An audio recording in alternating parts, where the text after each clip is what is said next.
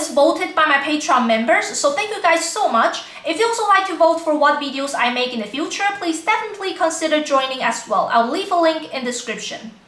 Hey guys, it's yet another video here on YouTube. So today I would like to share with you some unique services in Taiwan that might not be as common in other countries and thus might appear to be a bit weird for foreigners. So first of all, I would definitely like to talk about this service called professional funeral mourner. So the service is basically to hire someone to cry at your funeral, or normally it is the family who would hire this person to cry at their family's funeral.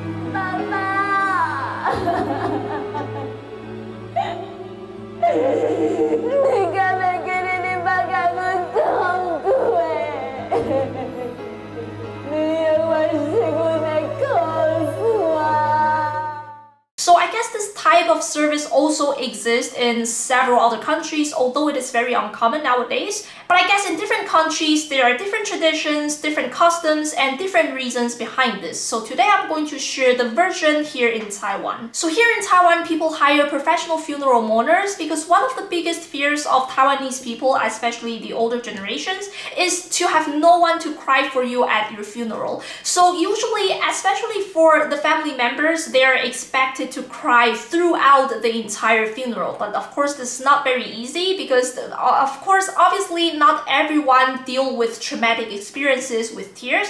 And also, a lot of people might have already been crying a lot before the funeral. So during the funeral, they might feel like there is no tear left to cry. But if they are not crying, then it is, as I already explained, it can appear to be a bit offensive to the person who passed away. So this is the reason they would hire someone to cry for them at the funeral. So when it comes to this career, it is actually very strict that the person playing this role of the mourner has to be a female, because in traditional belief in Taiwan, guys are not really allowed to cry in public, or generally speaking, just show much emotion in public. And I mean, definitely this concept is very obsolete in the modern society, but for this career, it still applies. So when these professional mourners perform at the funeral, they not only have to cry, but in Taiwan, they even have to crawl on the ground while crying the entire time. So it's actually a very, very difficult job to do, and oftentimes it can be quite damaging to their body. So the clip I'm showing you right now is actually about this professional funeral mourner that recently became quite popular in several countries. So for example, the BBC News also interviewed her and made a news story out of this career. And other than that, she also appeared in Japanese media and French media as well. So now I'm also going to show you her performance on this national TV of a Taiwanese TV program.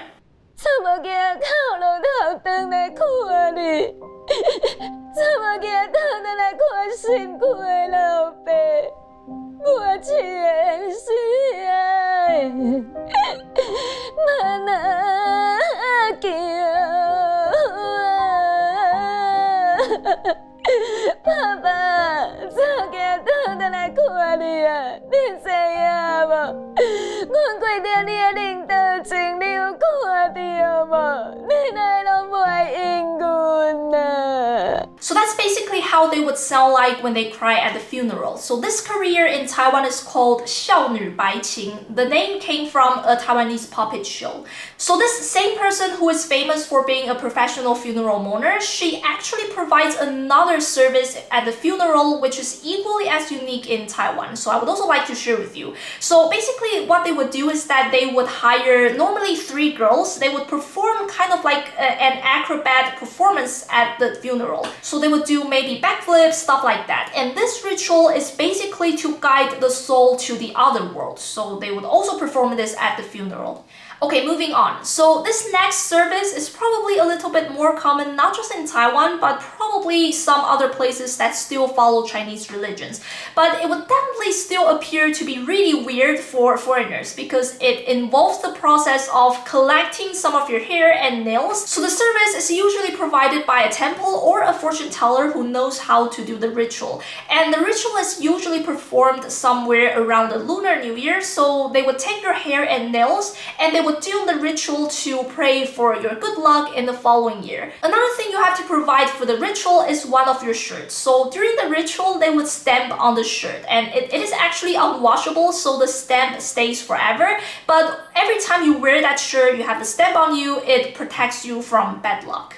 And because my parents also use this annual service, I can now show you the stamp that I got from last year's ritual. And they also give you this sort of like a charm where you're supposed to keep it with you full time. So because this service is actually quite common in Taiwan, before Lunar New Year, you would probably see several Taiwanese people start collecting their hair and nails to prepare for this ritual. So I remember once reading this comment from a guy whose girlfriend is from Taiwan, and he said that once he found some hair and nails in his girlfriend's drawer and he just threw them away, and then the girlfriend later found out and was really annoyed. So I guess it could definitely appear to be weird for a lot of foreigners if you don't understand why Taiwanese people all of a sudden start collecting their hair and nails.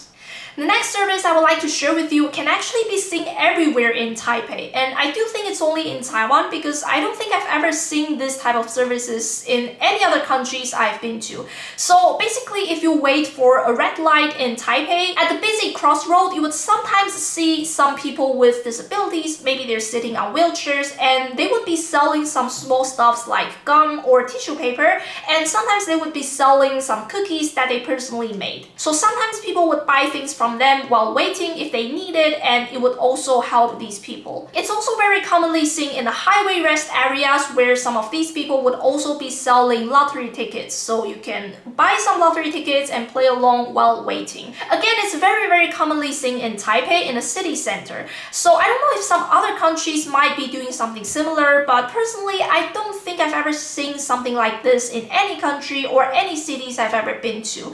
So if you ever visit Taiwan and if you met some of them, then you could definitely buy some things from them if you'd like. This final service is very common in Taiwan, but a lot of foreigners, when they come to Taiwan and they find out about this service, they would often find it very interesting and unique. So basically, the hair salons in Taiwan, they would usually provide massage service, and you don't even have to ask for it. Like usually, they would wash your hair before they cut your hair, and after they wash your hair, normally the first thing they would do is that they would massage your head and also sometimes around your neck as well. And again, you don't even have to ask for it, they would just do it for you, and a lot of foreigners seem to find it very interesting. So if you ever visit Taiwan, you could definitely also go check it out and try it out yourself if you like.